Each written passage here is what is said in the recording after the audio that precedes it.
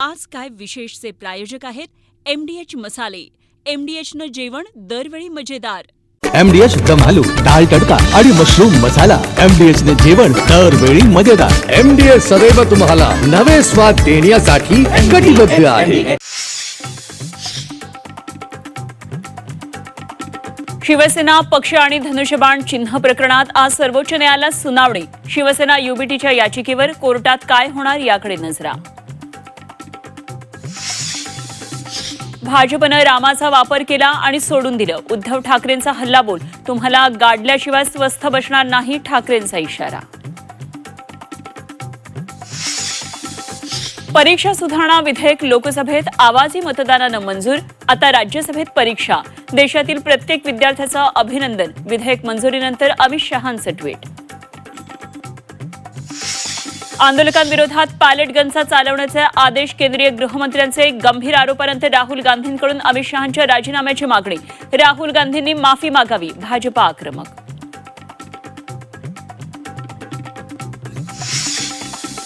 शालेय मध्यान्ह भोजनावर तुकाराम मुंढेंची नजर. शाळेतील भोजनासाठी FDAची नवी नियमावली.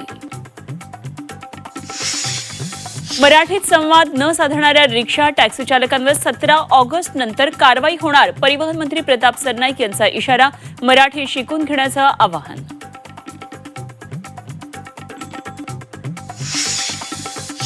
काळजी नको, 2 लाखांपर्यंत पूर्ण कर्जमाफी मिळणार. कर्जमाफी रकमेतील तफावतीवर मुख्यमंत्र्यांची ग्वाही. शेतकऱ्यांसाठी वन टाइम सेटलमेंटची घोषणा. राज्यात पावसाचा जोर वाढणार. विदर्भ, उत्तर मराठवाडा, कोकणासह मध्य महाराष्ट्रात मुसळधार पावसाची शक्यता. मुंबई, ठाण्यामध्ये पावसाचा येलो अलर्ट.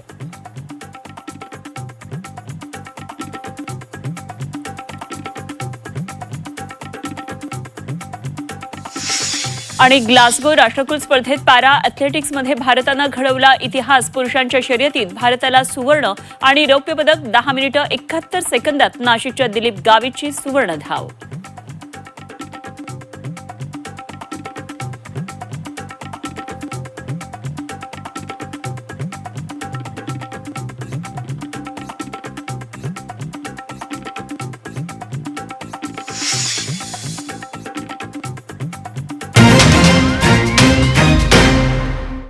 नमस्कार आणि सुप्रभात. मी अनुपमा खानविलकर. आपण पाहताय झी24 तास. आज काय विशेष या बातमीपत्रामध्ये आपल्या सर्वांचं स्वागत. आणि आज काय विशेष या बातमीपत्रामध्ये आपण सुरुवातीला पाहूया आज लक्ष वेधून घेणाऱ्या 3 महत्त्वाच्या बातम्या. यामध्ये पहिली मोठी बातमी ती म्हणजे दोन्ही शिवसेना पक्ष यांच्या संदर्भातली. आज सुप्रीम कोर्टामध्ये शिवसेना पक्ष नाव आणि धनुष्यबाण चिन्ह प्रकरणामध्ये सुनावणी होणार आहे. आज या सुनावणीमध्ये अंतिम निर्णय येणार का हे पाहणं महत्त्वाचं असेल. त्यामुळे या प्रकरणावरील वाद पुन्हा एकदा सुप्रीम कोर्टामध्ये आज गाजणारे. संपूर्ण राज्याचं लक्ष आजच्या या सुनावणीकडे असणार आहे. दुसरी मोठी बातमी ती म्हणजे पावसासंदर्भातली. विदर्भ आणि मध्य महाराष्ट्रामध्ये जोरदार पाऊस बरसतोय. विदर्भातल्या काही भागामध्ये मुसळधार पावसानं जनजीवन सुद्धा विस्कळीत झालंय. नागपूरमध्ये शाळा पाण्याखाली गेल्यात. वादळी वाऱ्यानं घरांची छपरं उडालीत. अनेकांचे संसार आता उघड्यावर आलेत.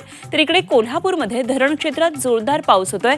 त्यामुळे राधानगरी धरण काठोकाठ भरले. त्यामुळे काय नेमक्या पश्चिम महाराष्ट्रातून पावसाच्या आणि विदर्भातून पावसाच्या बातम्या, तिथली स्थिती आपण जाणून घेणार आहोत या बातमीपत्रामध्ये.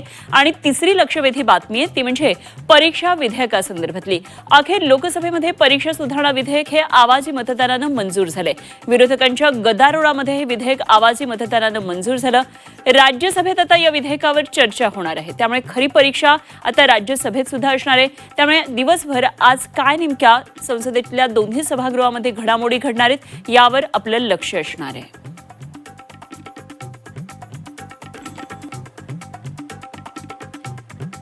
तर या सगळ्या बातम्या आपण सविस्तर पाहणार आहोत आणि त्याचबरोबर आमचे रिपोर्टर्स बरोबर जोडले जाणार आहोत. सगळ्यात महत्त्वाची आजची घडामोड असणारी राजकीय वर्तुळातली ती सुप्रीम कोर्टातल्या सुनावणी संदर्भातली. शिवसेना पक्ष नाव आणि धनुष्यबाण चिन्ह प्रकरणामध्ये आज सुप्रीम कोर्टामध्ये सुनावणी होणार आहे. परीक्षा सुधारणा विधेयक लोकसभेमध्ये मंजूर झालंय. तर इकडे राज्यसभेत विधेयकावर चर्चा होणार आहे. आणि या सगळ्या मुद्द्यांवर बोलण्यासाठी जोडल्या गेलेले आहेत आमच्या प्रतिनिधी सीमा आढे. आपण सीमाकडून या संदर्भातली आणखी सविस्तर तपशील जाणून घेणार आहोत.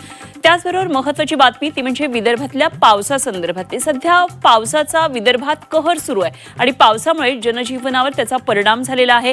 काय नेमकी परिस्थिती आहे संपूर्ण विदर्भामध्ये आमचे प्रतिनिधी आशिष अंबाडे गडचिरोलीमधून आपल्या बरोबर आहेत. आशिषकडून आपण आणखी माहिती जाणून घेणार आहोत. त्याच त्याचबरोबर कोल्हापूरमध्ये धरण क्षेत्रात मुसळधार पाऊस सुरू आहे. राधानगरी धरण आता जवळपास 98% भरलेलं आहे. त्यामुळे कोल्हापूर जिल्ह्यामधल्या पावसाची काय नेमकी स्थिती आहे जाणून घेणार आहोत. कोल्हापूरमधून आमचे प्रतिनिधी प्रताप नाईक आपल्याबरोबर जोडले गेलेले आहेत. तर नाशिकमधून सध्या खड्ड्यात पडून एकाचा बळी गेल्याची घटना घडली आणि आता या खड्ड्यांवरून राजकारण चांगलंच तापलेलं आहे. नाशिकमधून आमचे प्रतिनिधी सागर गायकवाड आपल्याबरोबर जोडले जात आहेत. आणि त्याचबरोबर आणखी एक महत्त्वाची घडामोड ती म्हणजे शाळांच्या 50 मीटर परिसरामध्ये जंक फूडला आता बंदी घालण्यात आलेली आहे आणि एफडीएचा निर्णय हा झालेला आहे. एफडीएनं एक नवी नियमावली खास शाळांसाठी काढलेली आहे. या संदर्भात आणखी सविस्तर चर्चा करूया. माझा सहकारी स्वप्नील जाधव आपल्याबरोबर मुंबईमधून जोडले गेलेले आहेत. आणि आता या सविस्तर बातम्यांची सुरुवात करूया एका मोठ्या बातमीनं. शिवसेना पक्ष नाव आणि धनुष्यबाण चिन्ह प्रकरणामध्ये आज सुप्रीम कोर्टामध्ये सुनावणी होणार आहे. शिवसेना पक्षाचं नाव आणि धनुष्यबाण चिन्ह यावरचा हा वाद पुन्हा एकदा आता सुप्रीम कोर्टामध्ये आज गाजणार आहे. संपूर्ण राज्याचंच नव्हे तर देशाचं राजकीय वर्तुळाचं लक्ष याकडे असणार आहे. निवडणूक आयोगानं एकनाथ शिंदे गटाला शिवसेना पक्षाचं नाव आणि धनुष्यबाण चिन्ह देण्याच्या घेतलेल्या निर्णयाला उद्धव ठाकरे गटानं सुप्रीम कोर्टामध्ये आव्हान दिले. तारीख पे तारीख सुरूच आहे. या प्रकरणाची सुनावणी आता आज निश्चित करण्यात आली आहे आणि या सुनावणीकडे राज्याच्या राजकारणाचं सर्वांचंच लक्ष लागलेलं आहे. आमचे प्रतिनिधी सीमा आढे आपल्याबरोबर जोडल्या गेल्या. सीमाकडून या संदर्भातले आणखी तपशील जाणून घेऊया. सीमा, आज दिल्लीतल्या सुप्रीम कोर्टातल्या सुनावणीकडे निश्चितच लक्ष असेल कार्यकर्त्यांचं, त्याचबरोबर देशभरातल्या राजकीय वर्तुळाचं. आज नेमक्या काय काय घडामोडी या संदर्भात घडणार आहेत? किती वाजता हे सगळं प्रकरण चर्चेसाठी येणार आहे?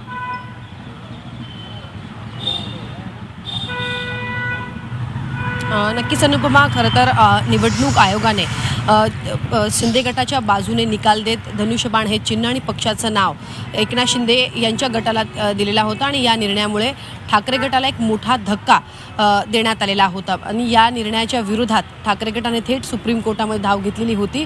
आणि आपण पाहतोय तेव्हापासनं म्हणजे जेव्हापासनं उद्धव ठाकरे या पक्षाने निवडणूक आयोगाच्या निर्णयाला आव्हान दिलेलं आहे सुप्रीम कोर्टात, अगदी तेव्हापासनं आपण पाहतोय की तारीख पे तारीख दिली जाते. अनेक वेळा अशी अपेक्षा व्यक्त केली जाते की आज तरी या निर्णयाचा या प्रकरणाचा अंतिम निकाल लागणार, मात्र पुढे जी आहे ती तारीख ढकलण्यात येते. आज खरं तर सगळ्यात महत्त्वाचा दिवस पुन्हा एकदा आपण असं म्हणू शकतो. आज धनुष्यबाण हे चिन्ह आणि पक्ष हे नक्की कोणाचं आहे या प्रकरणावरती या सुप्रीम कोर्टामध्ये सकाळी 11 नंतर सुनावणी पार पडणार आहे. सुरुवातीपासूनच आणि याचिकेमध्ये जी विशेष याचिका उद्धव ठाकरे यांच्या पक्षाकडनं दाखल करण्यात आलेली होती की धनुष्यबाण हे चिन्ह पक्षाची मूळ ओळख आहे, त्यामुळे आम्हाला हे धनुष्यबाण हे चिन्ह द्यायला पाहिजे आणि सोबतच नावसुद्धाच आम्हाला द्यायला पाहिजे आणि अशा पद्धतीने निर्णय जो आहे तो कुठेतरी लागला पाहिजे अशी याचिकेमध्ये मागणी केलेली होती. तर आता या संदर्भात काय नक्की आज सुप्रीम कोर्टामध्ये युक्तिवाद होतो हे पाहणं महत्त्वाचं असणार आहे. दोन्ही बाजूचे वकील, दोन्ही गटाचे जे वकील आहेत ते युक्तिवाद करतील.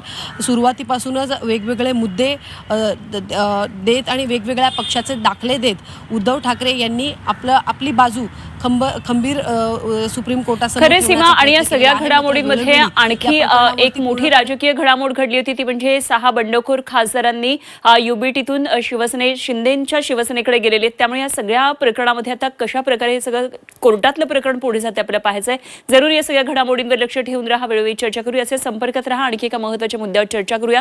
भाजपनं रामाचा वापर केला आणि सोडून दिलं. उद्धव ठाकरेंनी भाजपवर हा हल्लाबोल केलाय. उद्धव ठाकरे तुम्हाला गाडल्याशिवाय स्वस्थ बसणार नाहीत.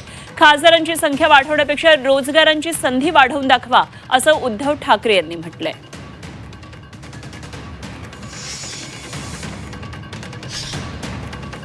पण हे किती ह्यांची म्हणजे काय त्याला शब्दच आता कोणता वापरावा कळत नाही. राजकीय पक्षांसुद्धा घेतात, वापरतात आणि फेकून देतात. स्वतःचं काम झालं की फेकून देतात आणि रामाला सुद्धा तुम्ही वापरून फेकून दिलंय. ज्या रामाच्या नावावरती तुम्ही सत्ता मिळवली त्या रामाचं मंदिर लुटता तुम्हाला लाज नाही वाटत? आणि तरी तुम्ही हिंदू आणि आम्ही मुद्दे काढले तर बघा याने हिंदुत्व सोडलं. मग तुम्ही काय सोडलं? आधी नेसलं काय होतं? आधीच तुम्ही लाज लज्जा शरम सोडली होती, त्याच्यात आणखीन फरक काय पडतोय?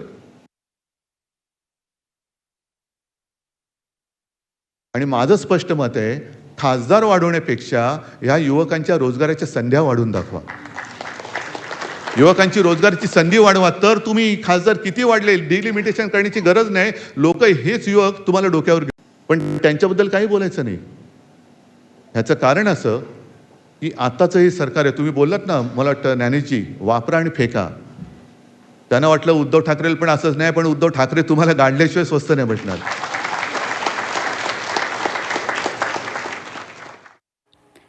तर झुरळांनी सरकारचा कोथळा बाहेर काढला. उद्धव ठाकरेंनी सरकारवरही सडकून टीका केली. हक्कासाठी दगड हातात घेणारा दहशतवादी कसा असू शकतो? उद्धव ठाकरेंनी सरकारला सवाल केलेला आहे.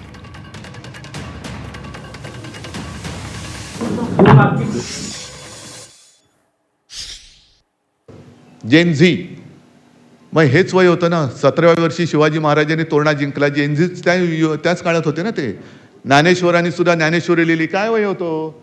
मग तेव्हा काय त्यांना कोणी, तेव्हाचे जे ज्ञानेश्वरांसुद्धा खूप विरोध झाला. महाराजांना तो मोगलांविरुद्ध लढायला लागलं.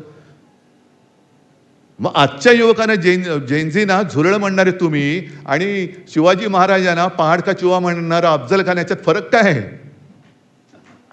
फरक काय मग त्यांनी चुवा म्हटल्यानंतर काढला कोथळा बाहेर, उद्या यांचा पडला बाहेर कोथळा, या झुरळांनी काढला, तर दोष कोणाला देणार तुम्ही? इकडे लोकशाहीचा मुडदा पाडला जातोय, संविधान पायदळी तुडवलं जातंय, तरी कोणाला काही पडलेलं नाही. बेफिकीरपणाने राज्य करतायत. देशातल्या युवकांना झुरळ म्हणून समोरलं जातंय. विश्वास ठेवायचा तरी कोणावर आणि कशासाठी ठेवायचा? आणि मग जर का कोणी संतापून रस्त्यावरती आला न्याय हक्कासाठी, जर त्यांनी दगड हातात घेतला, तर तुम्ही त्याला अतिरेकी म्हणणार?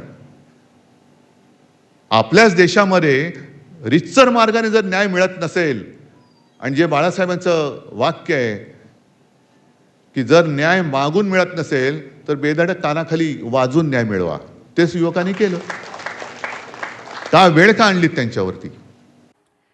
आणि या राजकीय बातमीनंतर आपण जाऊया पावसाच्या महत्त्वाच्या बातमीकडे. राज्यात पावसाचा जोर आता वाढण्याची शक्यता आहे. विदर्भ, मराठवाड्यासह कोकण घाटमाथ्यावर जोरदार पावसाची शक्यता आहे. त्यामुळे हवामान विभागानं ऑरेंज अलर्ट दिलाय. कमी दाबाचा पट्टा राजस्थान ते बंगालच्या उपसागरापर्यंत आता सक्रिय आहे आणि त्यामुळे राज्यात पावसासाठी पोषक वातावरण तयार झाल्याची माहिती हवामान विभागानं दिली आहे. दरम्यान या परिस्थितीमुळे विदर्भ, मराठवाड्यामध्ये मुसळधार पावसाचा इशारा देण्यात आलाय. तर इकडे कोकणासह काही भागामध्ये पावसाचा येलो अलर्ट देण्यात आलेला आहे.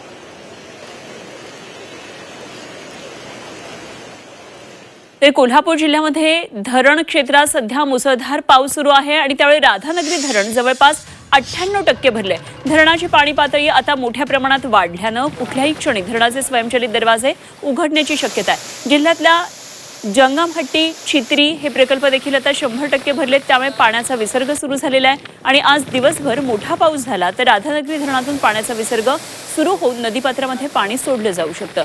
पंचगंगा नदीची पाणी पातळी सध्या 33 फूट 6 इंच इतकी झालेली आहे. तर कोल्हापुरातून काय नेमके सगळे अपडेट आहेत पावसासंदर्भातले जाणून घेऊया. आमचे प्रतिनिधी प्रताप नाईक थेट जोडले गेलेत कोल्हापूरमधून. प्रताप, एकंदरीतच धरण क्षेत्रामध्ये सध्या चांगलाच पाऊस दिसतो आहे. राधानगरी धरणाविषयी आता आपण माहिती सांगितली, मात्र आपण ज्या भागात आता उभ्या आहात त्या ठिकाणी एकंदरीतच लोकांची दैना झाल्याचं पाहायला मिळते. काय सगळी परिस्थिती आहे पावसाची?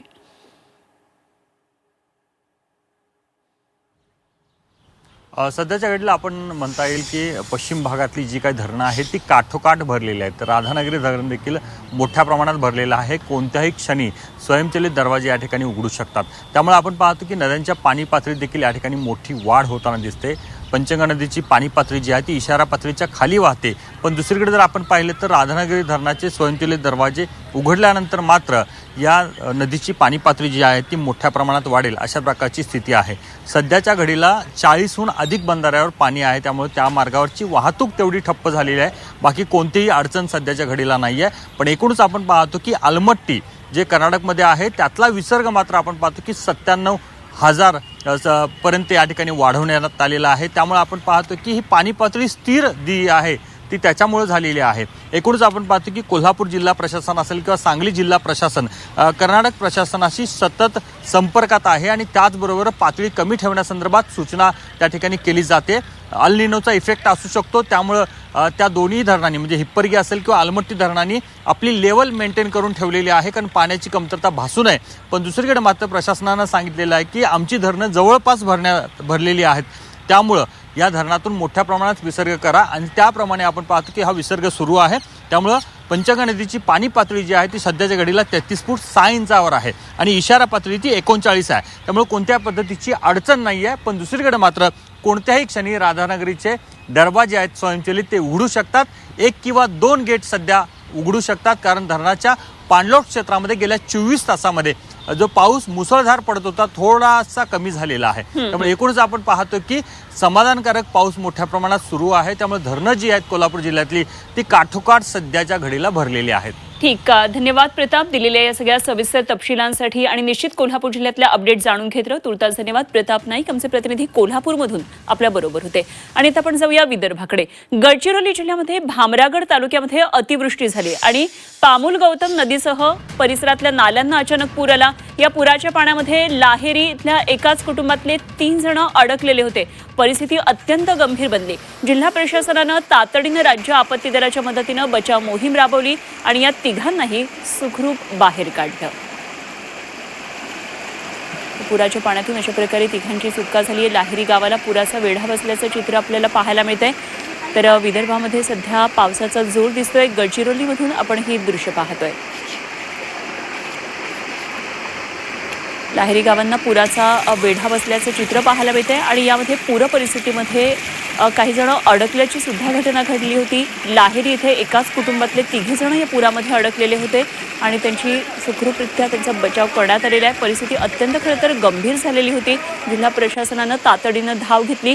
राज्य आपत्ती बचाव मोहीम राबवत तिघांनाही सुखरूप बाहेर काढलं. आशिष आंबाडे आमचे प्रतिनिधी आपल्याबरोबर आहेत. जाणून घेऊया काय नेमकी गडचिरोली आणि एकूणच विदर्भातली परिस्थिती आहे. आशिष, गडचिरोलीतली आपण ही घटना पाहिली, मात्र पुराचा वेढा बसलेला होता. काय परिस्थिती आहे पावसाची? काय नेमके विदर्भातल्या जनतेचे सध्या हाल आहेत? नक्की चंद्रपूर आणि गडचिरोली या दोन्ही जिल्ह्यांमध्ये काल साधारण 9 ते 10 रात्रीपासून पाऊस पडत आहे आणि काही ठिकाणी मुसळधार, काही ठिकाणी अतिमुसळधार अशा स्वरूपाचा पाऊस आहे. गेल्या साधारण 2 महिन्यामध्ये गडचिरोली आणि चंद्रपूर या जिल्ह्यामध्ये पावसाचा अनुशेष होता आणि हवामान खात्यानं रेड अलर्ट दिला होता काल आणि आज. अशा पद्धतीनं जिल्हा प्रशासन देखील अलर्ट होतं. गडचिरोलीमध्ये भामरागड तालुक्यामध्ये लाहेरीच्या परिसरामध्ये एक रेस्क्यू ऑपरेशन काल रात्री उशिरा प्रशासनानं राबवलं आणि त्याच्यामध्ये एका कुटुंबातल्या 3घांना वाचवण्यात यश मिळालं आहे. आणि त्याच्यामुळे एक ही वेगवेगळी घटना ही गडचिरोली जिल्ह्यातली म्हणावी लागेल. गडचिरोली शहराच्या बाह्य भागामध्ये असलेल्या अनेक नव्या वस्त्यांमध्येही पुराचं पाणी किंवा मोठ्या प्रमाणात साचलेलं पाणी जे आहे ते आपल्याला बघायला मिळत आहे.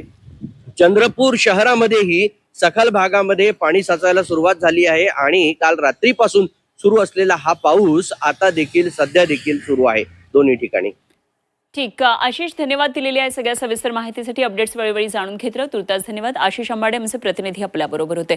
तर एकंदरीतच गडचिरोली आणि चंद्रपूरमधली आपण परिस्थिती पाहिली. या ठिकाणी आता मात्र पावसानं जोर धरलेला आहे आणि अनेक ठिकाणी सखल भागामध्ये पाणी देखील साचायला सुरुवात झालेली आहे. जाऊया पुढच्या बातमीकडे आणि ही बातमी आहे चंद्रपूरमधून. चंद्रपूर जिल्ह्यामध्ये सर्व शाळा, महाविद्यालय आणि खाजगी कोचिंग क्लासेसला सुट्टी जाहीर करण्यात आलेली आहे.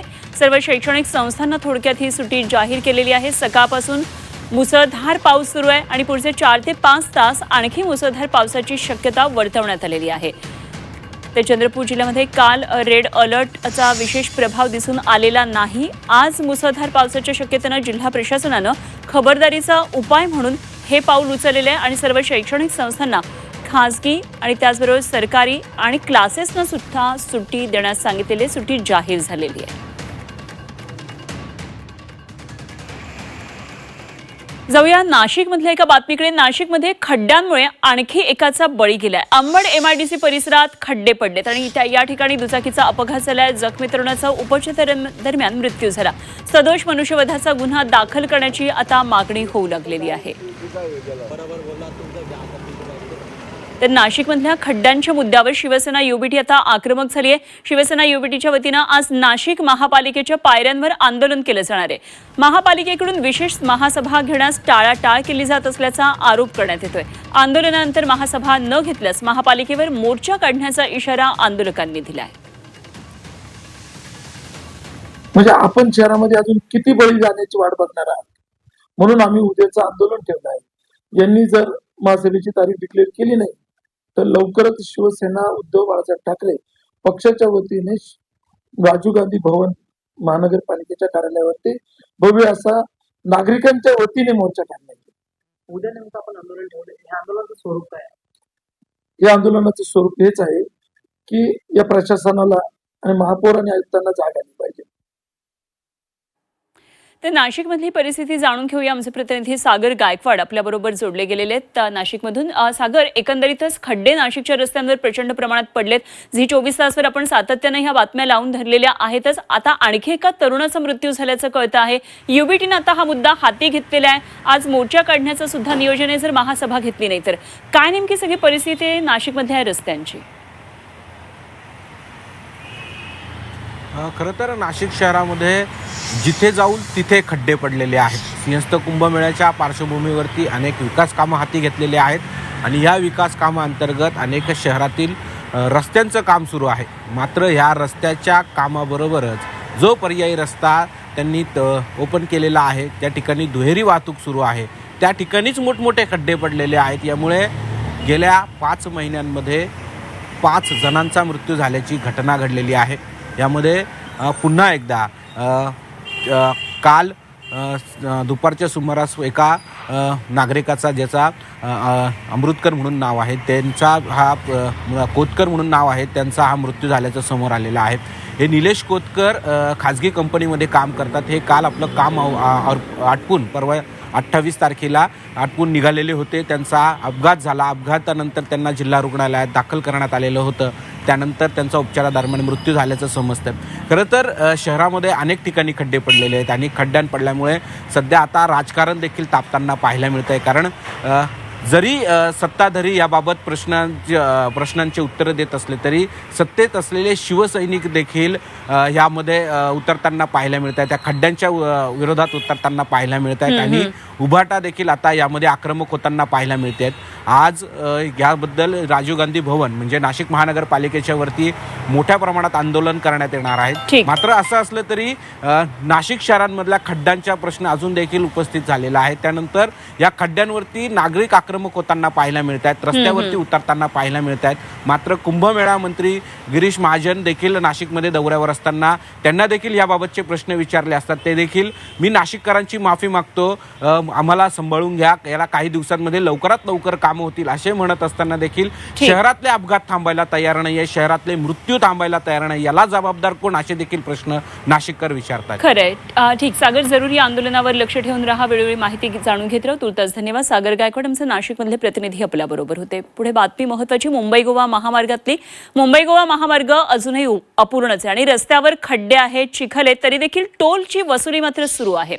17-18 वर्षांपासून या रस्त्याचं काम रखडलेलं आहे. महामार्ग कधी पूर्ण होणार असा प्रश्न कोकणवासियांना पडलेला आहे. मुंबई गोवा महामार्गाचं चौपदरीकरण कधी पूर्ण होणार हा प्रश्न आता केवळ कोकणवासियांचाच नव्हे तर लाखो प्रवाशांशी निगडीत झालेला आहे. तब्बल 17 ते 18 वर्ष झाले हे काम अजूनही सुरू आहे आणि ते काम अजूनही अपूर्ण आहे.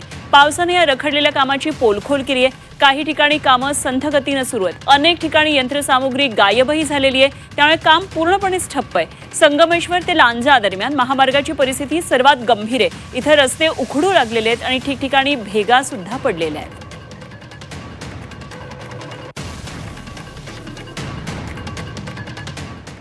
आणि आता शालेय शिक्षण क्षेत्रातून एक महत्त्वाची बातमी. शाळांच्या 50 मीटर परिसरामध्ये आता जंक फूडला बंदी घालण्यात आली आहे. जंक फूडमुळे विद्यार्थ्यांची एकाग्रता, स्मरणशक्ती आणि आरोग्यावर परिणाम होत असल्याचं समोर आलेलं आहे आणि त्यामुळे अन्न आणि औषध प्रशासनानं शाळांमध्ये मिळणाऱ्या अन्न पदार्थांबाबत एक नवीन नियमावली जारी केलेली आहे. शाळांच्या 50 मीटरच्या परिसरामध्ये प्रक्रिया केलेलं डबाबंद खाद्यपदार्थ, जास्त चरबीयुक्त, साखर आणि मीठ असणाऱ्या पदार्थांची विक्री, मोफत वाटपासह जाहिरातीवर असलेल्या बंदीची कठोर अंमलबजावणी करण्यात येणार आहे. FDA आयुक्त तुकाराम मुंढे यांनी याबाबतची माहिती दिली आहे आणि त्याचबरोबर कॅन्टीन, वसतिगृह, अन्न पुरवठादार यांची नोंदणीही अनिवार्य करण्यात आली आहे. यासह कॅन्टीनची वर्षातून 2दा तपासणी केली जाणार आहे अशी माहिती तुकाराम मुंढे यांनी दिली आहे.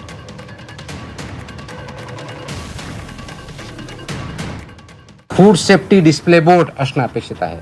आता फूड सेफ्टी डिस्प्ले बोर्डवरती काय तुमचा व्हेंडर कोण आहे, त्याचं लायसन्स काय आहे, कोणत्या प्रकारचं फूड तिथं दिलं जातं, त्याच्या काय व्हॅल्यूज आहेत हे लिहिणं अपेक्षित आहे. त्याचबरोबर फूड सेफ्टी सुपरवायझर हेही नॉमिनेट करायचं आहे. त्यांनी हे बघायचं आहे की हे फूड सेफ्टीचे नॉर्म त्या ठिकाणी पाळले जातात. हेल्थ अँड वेलनेस अँबॅसेडरसुद्धा ते अपॉइंट करणं अपेक्षित आहे over a period of time, की त्या शाळेमधून कोणी विद्यार्थी असू शकेल, शिक्षक असू असेल, जो कोणी असेल त्यांनी तो अपॉइंट करायचा आहे किंवा नोडल अधिकारी नियुक्त करणं हे पुढच्या काळामध्ये आपण बंधनकारक करत आहोत, ते आवश्यकता आहे. संदर्भात आणखी सविस्तर माहिती जाणून घेऊया. आमचे प्रतिनिधी स्वप्नील जाधव सध्या आपल्याबरोबर जोडले गेलेले आहेत. स्वप्नील, यापूर्वी आपण तुकाराम मुंढेंची धडक कारवाई वेगवेगळ्या आस्थापनांवर, हॉटेल्सवर, त्याचप्रमाणे अगदी रस्त्यांवरच्या ठेल्यावर सुद्धा पाहिली आणि आता नजर आहे ती शाळांमधल्या, विशेषतः शाळांमधल्या कॅन्टीन, वसतिगृह आणि त्या ठिकाणी पुरवल्या जाणाऱ्या अन्नपदार्थांवर. खरं तर निरोगी मुलं म्हणजे भविष्य असतात देशाचं आणि त्यामुळे खरं तर या कारवाईचं सगळीकडे समर्थन, स्वागत होताना दिसेल. काय नेमक्या प्रतिक्रिया आणि काय ही सगळी नियमावली आहे? नक्कीच भविष्य सुधारण्यासाठी आतापासून सुरुवात झाली पाहिजे या आशयातून कुठेतरी तुकाराम मुंढे यांची कारवाई आपल्याला पाहायला मिळते. शाळेच्या आवारामध्ये 50 मीटरपर्यंत जंक फूड हे विकलं जाऊ नये अशा प्रकारचा आदेश काढण्यात आलेला आहे. जर जसं जंक फूड विकण्यात कोण दिसेल तर त्यांच्यावरती कारवाईसुद्धा होणार आहे. मात्र एकूणच हे जर बघितलं तर लहान मुलांचं किंवा शालेय विद्यार्थ्यांचं आकर्षण जे असतं ते म्हणजे जंक फूडकडे असतं. खरं तर त्यामध्ये पॅकेज फूड्स असतील, वडापाव असेल, असे अनेक पदार्थ आहेत ज्यामध्ये मोठ्या प्रमाणात विद्यार्थ्यांवर त्यांच्या स्मरणशक्तीवरती, त्यांच्या हेल्थवरती परिणाम होत असतो. मात्र या मुलांची स्मरणशक्ती आणि जी हेल्थ आहे ती चांगली राहिली पाहिजे या दृष्टीने हा विचार केलेला आहे. खरं तर मुलांच्या शाळांमध्ये सुद्धा, कॅन्टीनमध्ये सुद्धा जंक फूड विकलं जातं. मात्र तिथे सुद्धा बदल करण्यात यावे अशा प्रकारचे शाळा प्रशासनाला आदेश देण्यात आलेले आहेत. तसेच ज्या परिसरामध्ये, शाळेच्या परिसरामध्ये जंक फूडची दुकानं आहेत, मग वेगवेगळ्या प्रकारचे फूड्स असतील, यामध्ये अनेक ब्रँडेड गोष्टींचे सुद्धा फूड्सच्या आयटम्स या ठिकाणी मिळतात आणि त्यांची दुकानं सुद्धा आहेत. त्यांनी त्या ठिकाणी कडधान्य, तसेच डेअरी प्रोडक्ट्स असतील आणि पोषक पदार्थ असतील, विद्यार्थ्यांच्या आरोग्यासाठी हे पदार्थ विकण्यात यावे अशा प्रकारे आदेश देण्यात आलेला आहे. त्यामुळे याची वारंवार चौकशी झाली पाहिजे आणि एकूणच या पूर्ण निर्णयाची अंमलबजावणी लवकरात लवकर व्हावी अशा प्रकारची प्रतिक्रिया ही पालकांकडून देण्यात आलेली आहे. त्यामुळे आता शाळा प्रशासन आणि FDA यांच्या संगनमताने ही प्रक्रिया कशी पुढे नेली जाते हे पाहणं महत्त्वाचं असेल. निश्चितच. स्वप्नील, धन्यवाद दिलेल्या माहितीसाठी. स्वप्नील जाधव आमचे प्रतिनिधी आपल्याबरोबर होते. आणि आता जाऊया पुढे आणखी एक महत्त्वाच्या बातमीकडे आणि ही बातमी दिल्लीमधून. परीक्षा सुधारणा विधेयक लोकसभेमध्ये मंजूर झालं. आवाजी मतदानानं लोकसभेमध्ये हे विधेयक मंजूर झालं. विधेयकाची आता राज्यसभेमध्ये परीक्षा आहे. विधेयक मंजुरीनंतर शहांकडून विद्यार्थ्यांचं अभिनंदन करण्यात आलं. तसं ट्विट अमित शहांनी केलेलं आहे. तर त्यांनी विद्यार्थ्यांचं अभिनंदन केलेलं आहे. लोकसभेमध्ये परीक्षा सुधारणा विधेयक आवाजी मतदानानं मंजूर झालं. विरोधकांनी गदारोळ केला, मात्र तरी देखील हे विधेयक आवाजी मतदानानं मंजूर झालं. नीट पेपर फुटी प्रकरणानंतर हे बिल लोकसभेत सादर करण्यात आलं होतं. आता 2 दिवस या बिलावर चर्चा झाल्यानंतर आवाजी मतदानानं मंजूर करण्यात आलं. आता विधेयक राज्यसभेत सादर केलं जाणार आहे. लोकसभेत विधेयक मंजूर झाल्यानंतर केंद्रीय गृहमंत्री अमित शहांनी ट्विट करत विद्यार्थ्यांचं अभिनंदन केलं. सीमा आढे आमच्या प्रतिनिधी आपल्याबरोबर आहेत. जाणून घेऊया सीमाकडून या संदर्भातले आणखी तपशील. सीमा, लोकसभेत आवाजी मतदानानं तर हे बिल मंजूर झालेले, विधेयक मंजूर झाले, मात्र आता खरी परीक्षा ही राज्यसभेत असणार आहे. काय नेमक्या आज काय काय घडामोडी या संदर्भात घडू शकतात? काय नेमकी या संदर्भातली आणखी माहिती? नक्कीच अनुपमा, काल 2 दिवस लोकसभेत या विधेयकावर चर्चा झाल्यानंतर आणि वादळी वातावरणामध्ये हे विधेयक जे आहे ते काल मंजूर झालं आणि त्यानंतर आता राज्यसभेत चर्चेसाठी हे बिल, हे जे विधेयक आहे ते मांडलं जाणार आहेत. आणि अर्थात ज्या पद्धतीनं चर्चा या विधेयकावरती लोकसभेत झाली, लोकसभेच्या सभागृहात झाली, तशीच चर्चा, तशीच वादळी चर्चा राज्यसभेत देखील होऊ शकते. कारण जे सदस्य आहेत, हे जे म्हणजे विरोधी पक्षातले असतील किंवा मग NDAतले जे खासदार आहेत राज्यसभेचे, ते एकमेकांच्या विरोधावर, एकमेकांवरती आरोप प्रत्यारोप आणि या विधेयकामध्ये खरं तर काय काय अजून गोष्टी असल्या पाहिजेत आणि आतापर्यंत पेपर लीकवरून कशा पद्धतीने विद्यार्थ्यांवरती अन्याय झाला आणि किती मुलांनी स्वतःचा बळी घेतला, स्वतः आत्महत्या केली, हे सगळे विषय जे आहेत ज्या पद्धतीनं लोकसभेत चर्चेला आले, आता तशाच पद्धतीनं राज्यसभेत सुद्धा या विषयावरती आणि या विधेयकावरती वादळी चर्चा जी आहे ती होऊ शकते. खरं तर आपण लोकसभेत जर बघितलं तर मंगळवारी 9 तूर्तास या विधेयकावरती चर्चा झाली आणि काल सुद्धा दिवसभर चर्चा झाल्यानंतर लोकसभेचे विरोधी पक्षनेते राहुल गांधी यांनी 50 मिनिटं भाषण केलं आणि या भाषणादरम्यान त्यांनी सरकारवरती आणि केंद्रीय मंत्री अमित शहा यांच्यावरती गंभीर आरोप केलेले होते. ज्या पद्धतीने जंतर मंतरवरती परिस्थिती निर्माण झालेली होती, सरकार कशा पद्धतीने त्या परिस्थितीसाठी जबाबदार होतं, हे सगळे आरोप जे आहेत त्यांनी केले आणि कशा पद्धतीनं हे विधेयक गरजेचं आहे आणि त्यानंतर लोकसभेत हे विधेयक मंजूर करण्यात आलं आणि त्यानंतर आता सरकारची परीक्षा ही अर्थात राज्यसभेमध्ये आता होणार आहे. राज्यसभेमध्ये कशा पद्धतीने चर्चा होते, कशा पद्धतीने आरोप प्रत्यारोप होतात हे सुद्धा पाहणं महत्त्वाचं असेल. निश्चितच. धन्यवाद सीमा, दिलेल्या सगळ्या माहितीसाठी. सीमा आठे आमचे प्रतिनिधी आपल्याबरोबर होत्या. पुढे एक महत्त्वाची बातमी. महाराष्ट्र लोकसेवा आयोगाच्या औषध निरीक्षक भरती परीक्षेतील कथित पेपरफुटी प्रकरणाची मुंबई पोलिसांच्या गुन्हे शाखेनं प्राथमिक चौकशी सुरू केली आहे आणि या प्रकरणामध्ये अद्याप कोणताही गुन्हा दाखल करण्यात आलेला नाहीये. तक्रारदारांचे जबाब नोंदवून उपलब्ध कागदपत्रांची पडताळणी केली जाते आणि गुन्हे शाखेच्या प्रॉपर्टी सेलनं तक्रारदारांचे जबाब नोंदवलेत. सादर करण्यात आलेला व्हॉट्सअप संदेश, PDF दस्तऐवज आणि अन्य पुराव्यांची तपासणी सुरू आहे. चौकशीचा भाग म्हणून पोलिसांचं पथक लवकरच नंदुरबारमधल्या परीक्षा केंद्राला सुद्धा भेट देणार असल्याची माहिती कळते. दरम्यान पोलिसांच्या चौकशीचा अंतिम अहवाल येईपर्यंत भरती प्रक्रिया स्थगित ठेवण्यात आलेली आहे.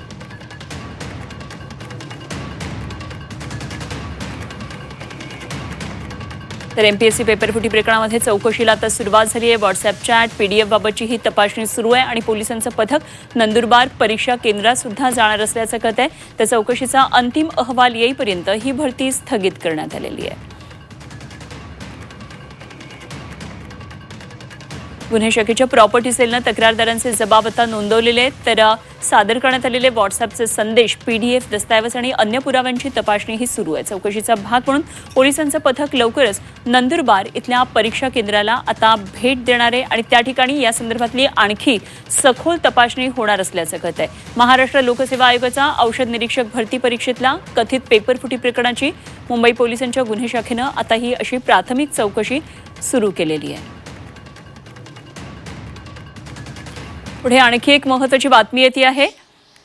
नीट पेपरफुटी प्रकरण 20,000 पानांचं आता आरोपपत्र दाखल होत आहे. CBI 3 दिवसामध्ये न्यायालयामध्ये आरोपपत्र सादर करणार आहे आणि आरोपी विरोधात CBIनं अंतिम अहवाल आता दिलेला आहे.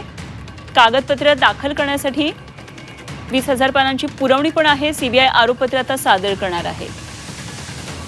यंत्रणेला आता कागदपत्र देण्यासाठी तपास यंत्रणेला आता ही मदत होणार आहे. त्यामुळे नीट पेपरफुटी प्रकरणामध्ये आणखी वेगानं पुढच्या काही काळामध्ये हालचाली घडणार हे स्पष्ट होते.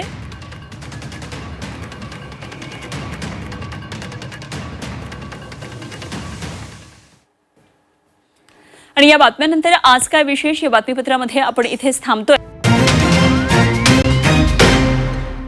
आज काय विशेषचे प्रायोजक आहेत MDH मसाले. MDHनं जेवण दरवेळी मजेदार. MDH दम आलू, डाळ तडका आणि मशरूम मसाला. MDHने जेवण दरवेळी मजेदार. MDH सदैव तुम्हाला नवे स्वाद देण्यासाठी कटिबद्ध आहे.